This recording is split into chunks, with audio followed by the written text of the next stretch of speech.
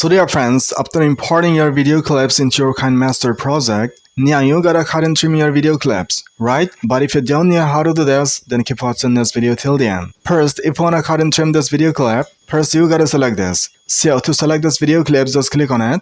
And when your video clip is selected, you will see a yellow boundary here. Now to cut this clip, look at the right side, you'll see a cutting tool here. Just click on the scissor icon. Now you get 4 options here. If you select trim left, then the left person from this red vertical bar will be deleted. And if you select the trim right, then the right person from this red vertical bar will be deleted. Now if I click on split, this is one clip and this is another clip, right?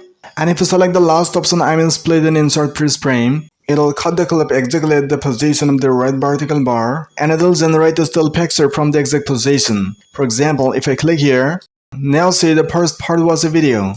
See, if I play it, there was a video, but now it's a still picture. And now the second part is also a video. If I play this, it's a video, okay? Now if I talk about the trimming, how can you trim your video clip? See, if you select the video and go to the end point, just click on the end point, I mean on this yellow mark, and now drag it to the left side a little bit like this. And this is how you can trim your clip by dragging it to the left or right, like this. So this is how you can cut and trim your video clips in Kinemaster project. And to watch more this kind of helpful and informative Kinemaster tutorial, do subscribe to the channel right now. So see you soon in the next video with another helpful content like this. Till then, thank you, bye bye.